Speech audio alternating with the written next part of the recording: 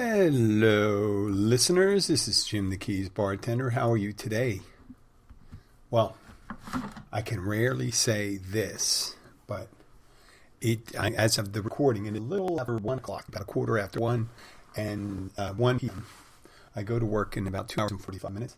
I was up in Miami with my wife, and I asked her if I'd talk about what's been going on the last 6 months. She had a lump in her breast, small lump. And we didn't know exactly what it was. We were getting it checked out, and we had to take care of. It's cleaned out. We're just doing some. I guess the way I would do it in layman's terms is a mop-up exercise. They took the lump out.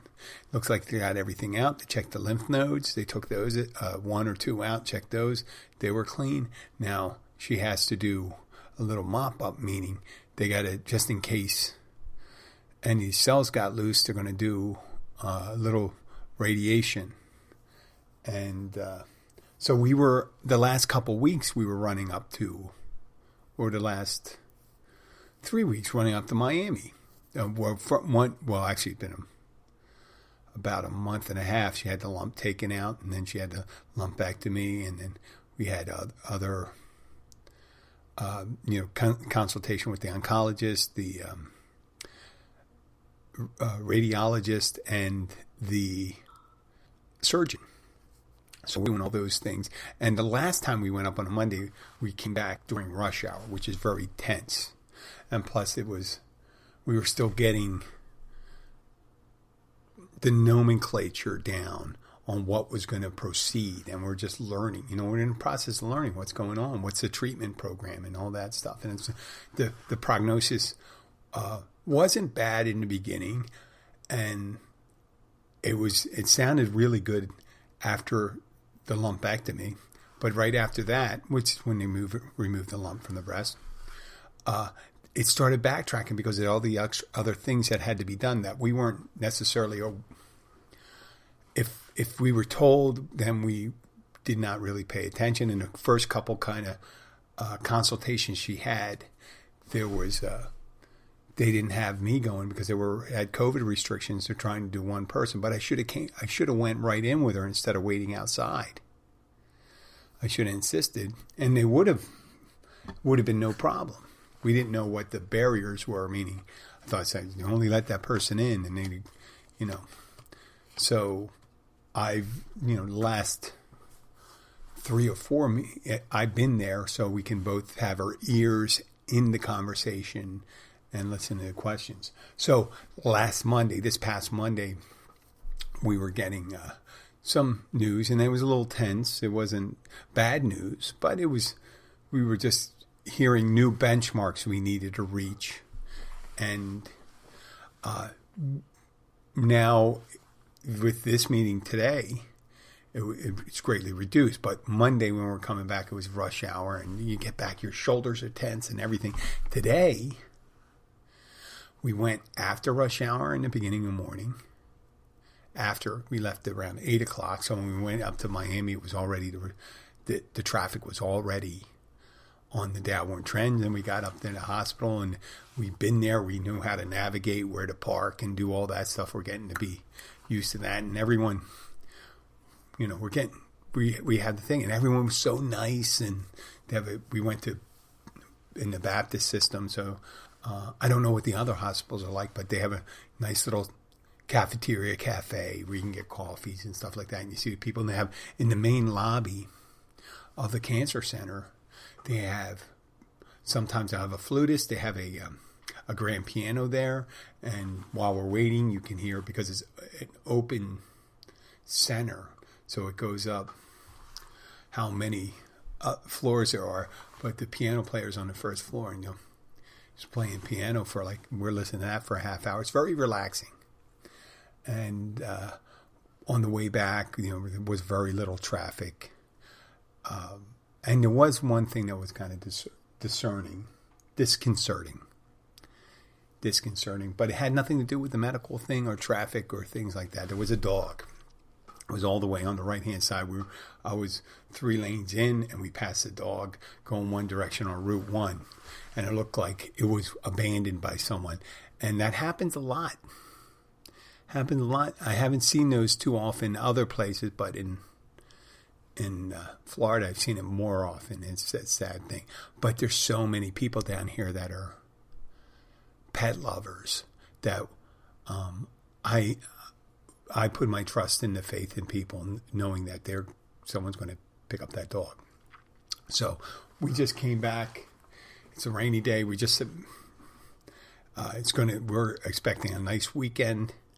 At work, at the restaurant, we had a slow week. It was a little better yesterday. And an interesting thing, on a previous episode, I may have mentioned that I was concerned about my memory, how my memory was affected. Perhaps I had COVID. And the effects of long COVID would be that my memory's not quite what it once was. I mentioned that sometimes people come in and I remember knowing them. I just don't remember the last time I saw them. We had people come in and they said, we haven't seen you in a year and a half. And I said, wow, it just seemed like a couple months ago. That's why I don't make it like a big reception for them. And they go, well, I expect a little more. I haven't seen you in 18 months. And I thought they were some of the side effects. Not that I've ever manifested. I never tested positive for COVID, but I just assumed since I was a bartender, I was infected. And it doesn't seem to be the case because there was a couple of people that came in I haven't seen in like 3-4 years.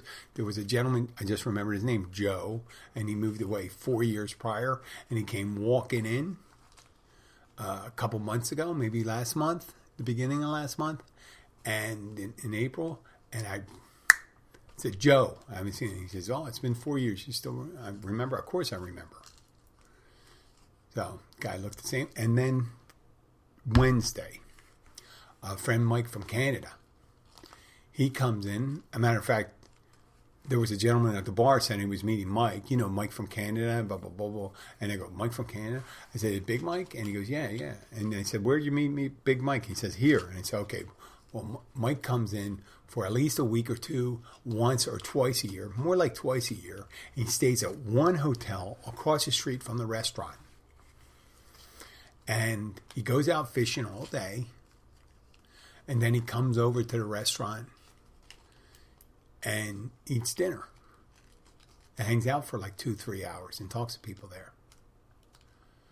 And he'll be there tonight. He'll be there tomorrow. It's just kind of nice to see people come back and be able to, go over what their experiences were during this same shared experience. And that's probably one of the benefits of being, one of the major benefits of being a bartender is you get to run into people and you get to be a touchstone for them. So when they come in, there could be new people there. I've been there almost 8 years. I think about 8 years. I'm not correct. This is 2015. Yeah, 2015, 2014, almost 8 years. This August.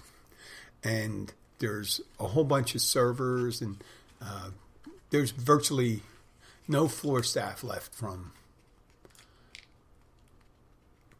8 years ago, but I've been there, and so have the owners, and so has Luis, our main cook, and Mary, and Mari, they call Mari, but Maria, she's a food runner at our place. So there's the 5 of us that are there.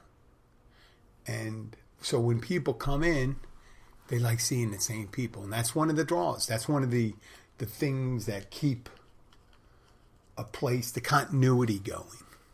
And you need continuity in places like restaurants and inns and things like that. People come in, they want to see a familiar face, they want to share a familiar experience.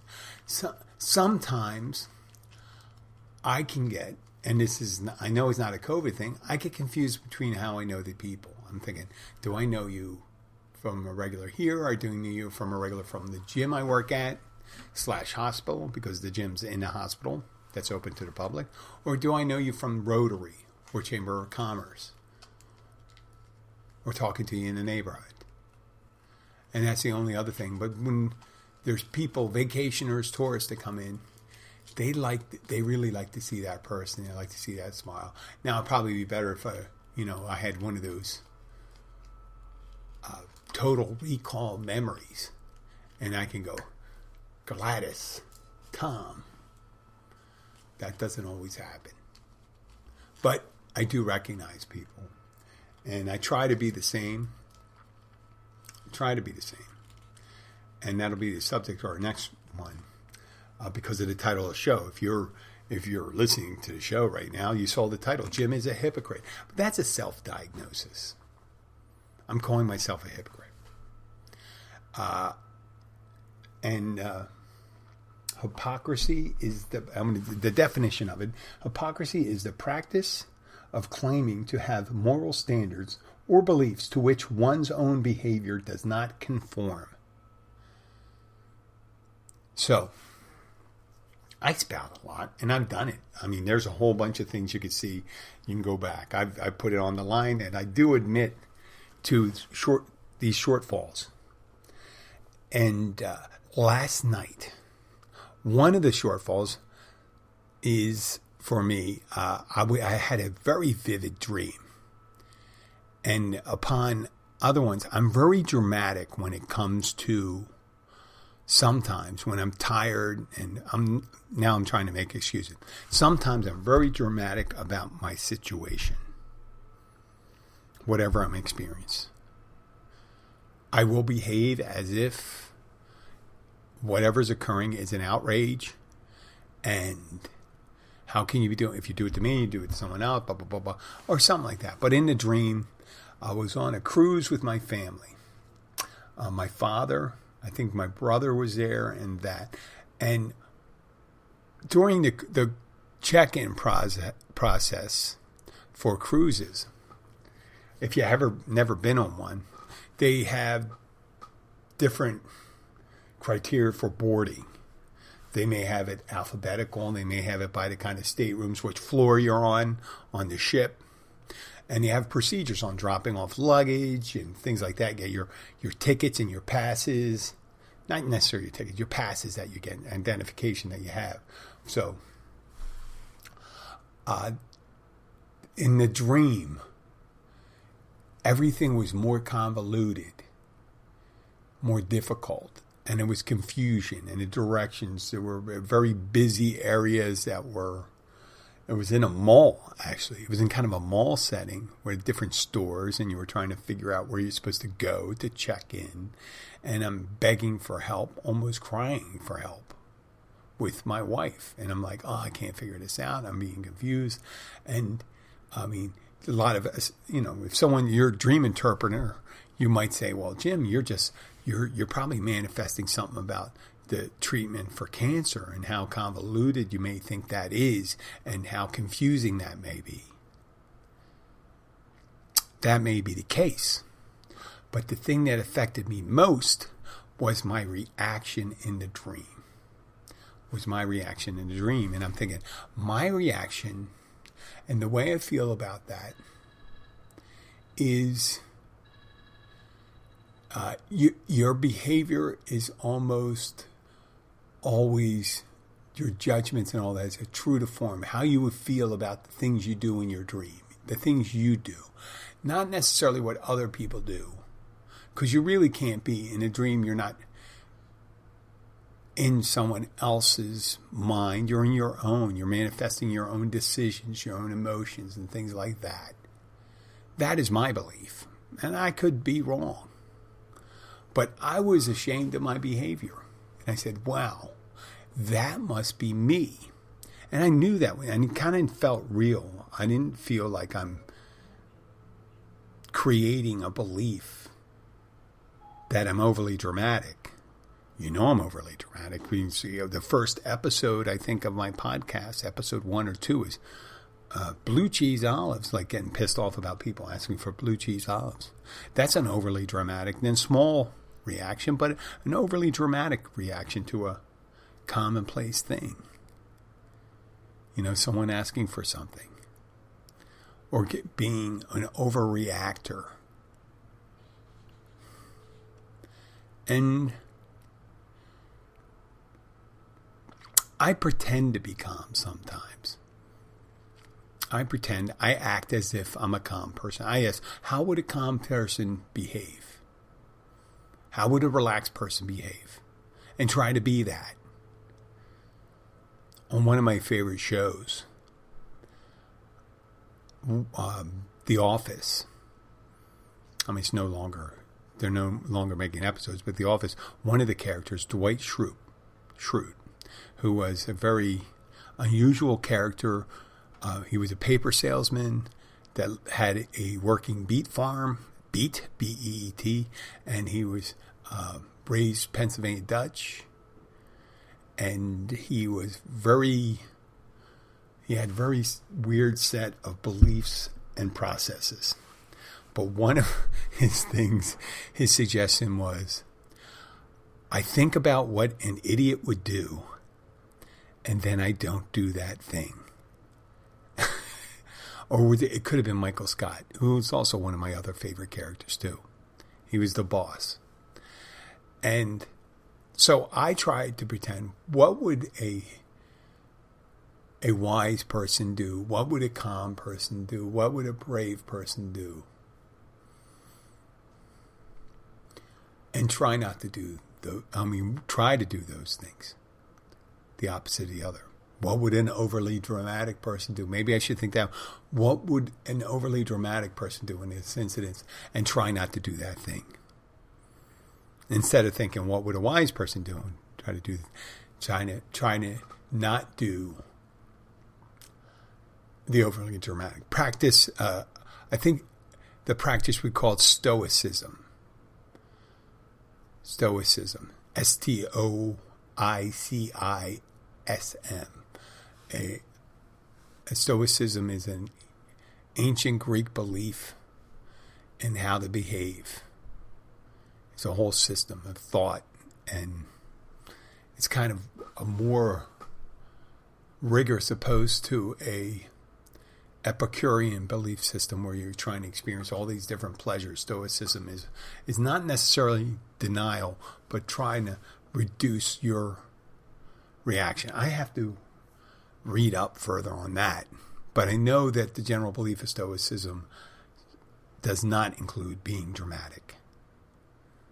So I'm endeavoring to do that more and more.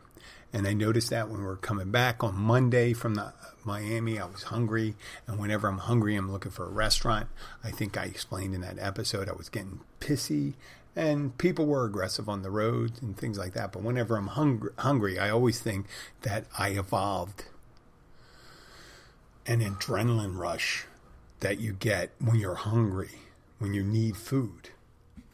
Like a biological response. And my biological response is being flooded with adrenaline, because I guess when you're ancient man, prehistoric man have to go and hunt and get their food. So they have to provide enough energy and to be able to do the thing. And violence, because hunting was violent back then.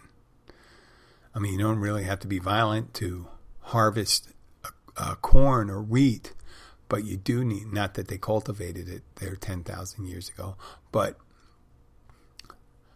the being able to hunt an animal, you have to be aggressive. And I always thought that when I get hungry, I'm usually at my worst. And yesterday, I always think about that. How many calories do I need to be pleasant at the end of the night? How many?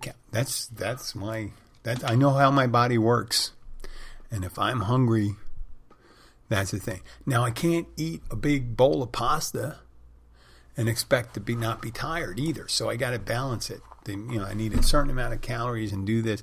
I'm not worried about my weight so much anymore, but it's about more energy level, and I don't want to be tired either. So I got things I need to do at the end of the night, so I can maintain a modicum of sociability, not act like a berserker or a raiding Viking, ready to kill everyone, or behave as if I'm going to do that. So I realize that's been around for a while. The knowledge of, when there's a calorie deficiency, I'm not going to be at my best. I knew that for a long time. I think that really presented itself more, especially when I'm not drinking. Because I was getting calories from drinking. Just a couple glasses of bourbon, I got, 400 or 500 calories. And maybe it acts as a suppressant too, so I'm not as hungry when I'm drinking. Or in some ways I get a little hungrier. But there you go. Lastly, what I wanted to talk to you about was the eternal cultural clash or power struggle between, let's say, adults and teenagers or in preteens. Humans moving out of their adolescent for some reason find great pleasure in trying to outrage older people, their parents, or the people in authority. And it seems like whatever they can do to make parents scratch their heads, question their beliefs, or whatever thing, surprise them. So they could not be predictable. Children do not like to be predictable. Saying this is what you always do. They don't like that. They don't want to know. They don't want to know that, on Sunday nights they got to eat macaroni, cheese, and chicken all the time. Sometimes they do, if they have the freedom of choice when it comes to their food, much like our house. So, I had a conversation with the wife, and she conversed with the daughter. At her high school, there's been a lot of altercations, fights, and weirdly, they're between girls.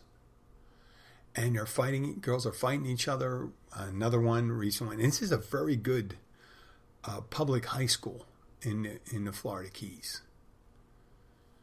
I mean, it's the only school, the high school in the Upper Keys, until you go about 40 miles south. And, gosh, about the same distance north. It's the only high school in town, the only the only show. So, and it does well. It sends a high percentage of its students, graduates, to college. Matter of fact, it's more the exception rather than the rule. Almost all of them go to college. And the parents participate, very active, and things like that. But this year, I don't know much how bad it was the year before, because my daughter was in 8th grade the year before. There seems to be a lot of unrest there. Altercations, fights. And one of them involved a male student who beat a female student. His girl he was in a relationship with got arrested for that. And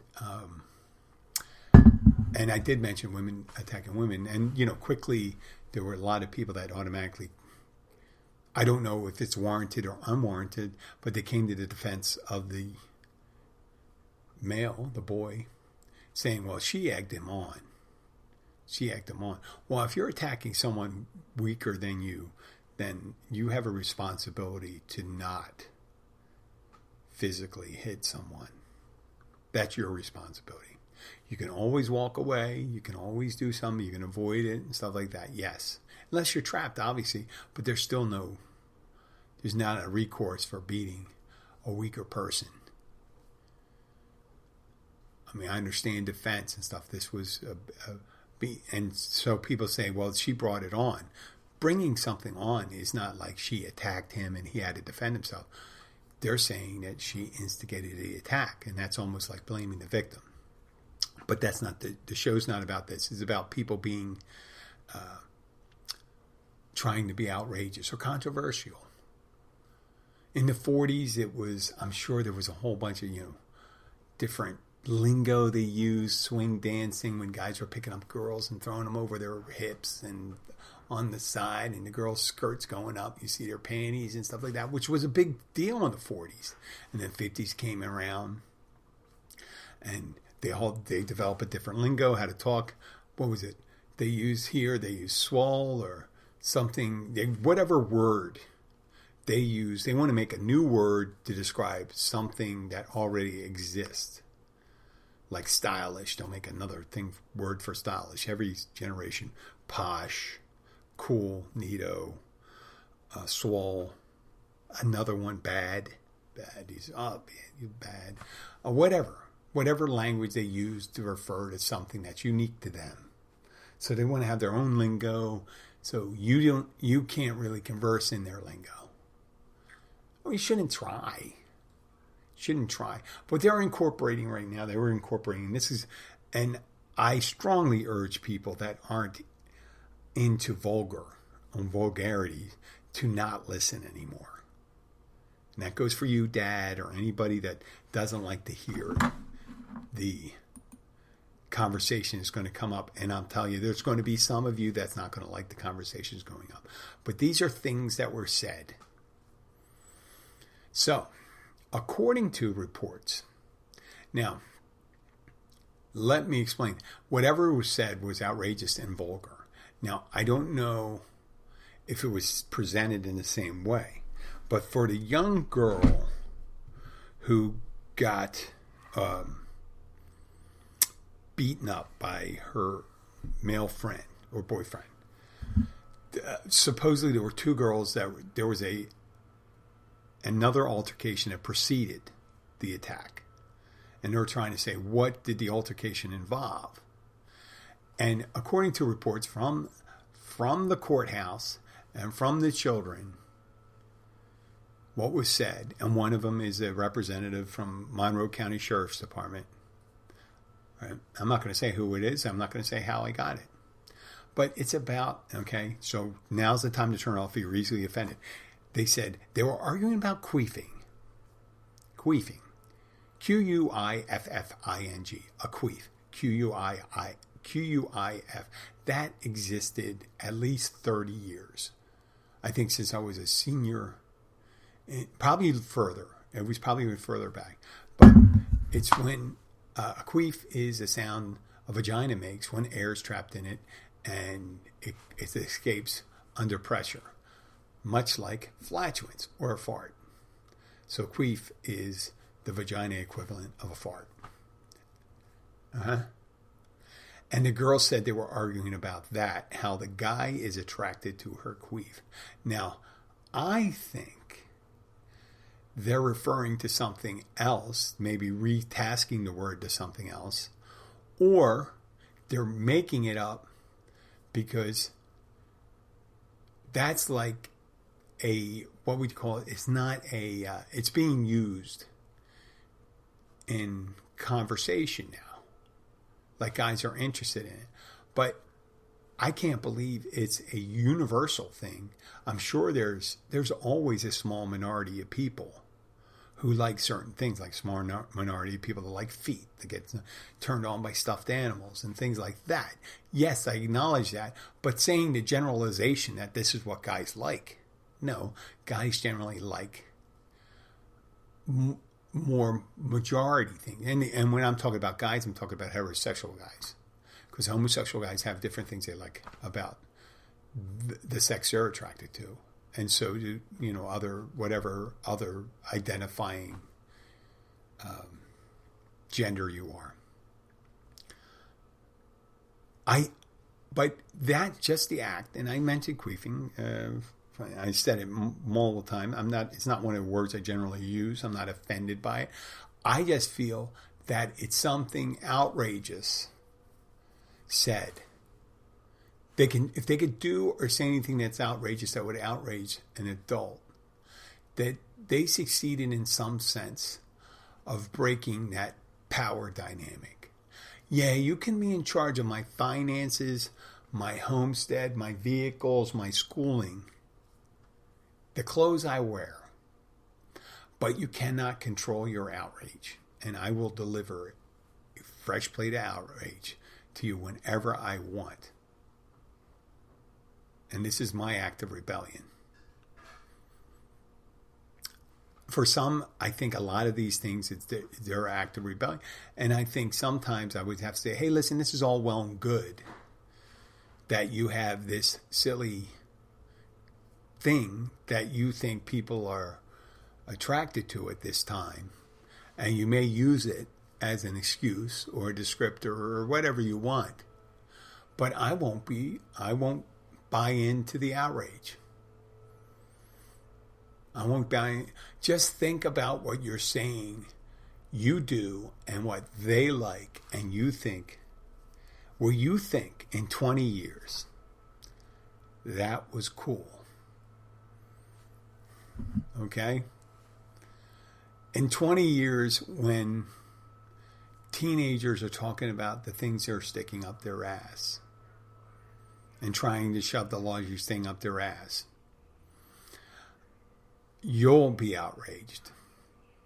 And you'll think about, wow, I did this. They did a great bit on Saturday Night Live where it's Mother's Day. It was right before Mother's Day, so it was approximately 2 weeks ago this Saturday.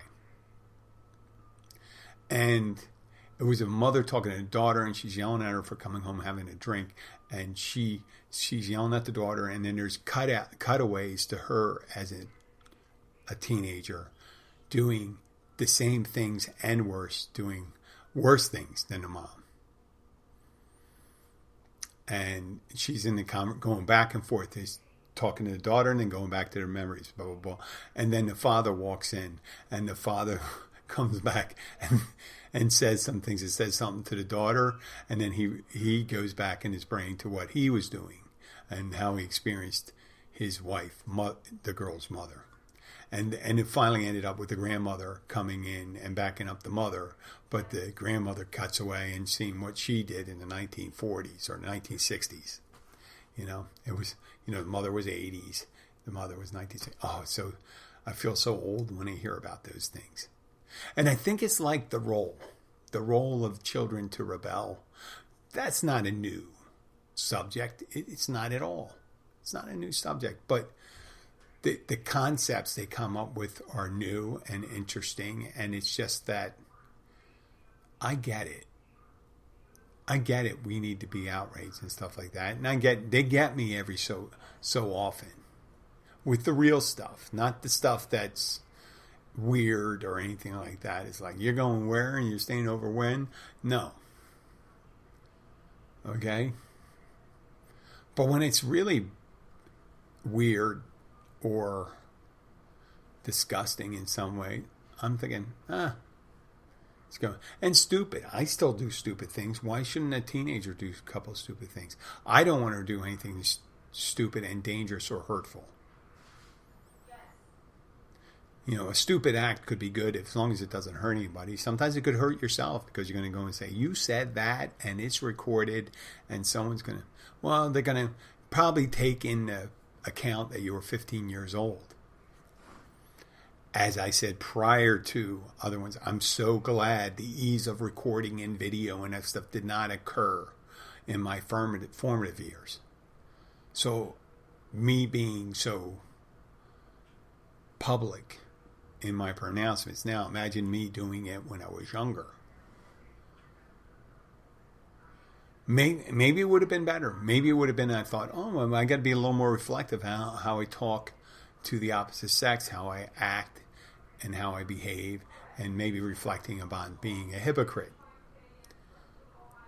Then when I'm trying to be outrageous, I didn't necessarily do that when I was a teenager, because I did it when I was younger. I was more, it's not the job of every teenager.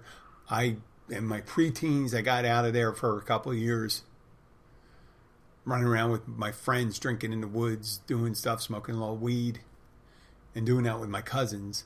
So when I got to be 13 and 14, I started to buckle down because I wanted to go to college, to a service college, one of the service academies. And so I endeavored to do the straight and narrow. So the outrageousness wasn't there for me then until maybe I never went to that place because I wasn't, when you're from a a divorced family, you don't necessarily have anybody to really need to be outrageous to. You just want to be accepted by one of your parents that are separated. And that worked out pretty good for me, so I didn't really have to work that hard at all because everything was pretty copacetic in my upbringing. I have to say that. I'm fortunate. So, I don't know how much of a hypocrite I am. I know I'm always going to do things that acclaim a moral superiority or moral superiority understanding, maybe. And I'll be employing things that aren't necessarily a display of that, which is the definition of hypocrisy. So I hope that clears the air for that. I'm not saying something you may know already. You may know that thing about yourself, but some of you may not. Who knows? Well, it's my second episode this week. Next week I'll probably be able to do 3, or maybe I'll try to do 3, and maybe do a live one. For now, thank you and goodbye, and have a great weekend. I'll talk to you later.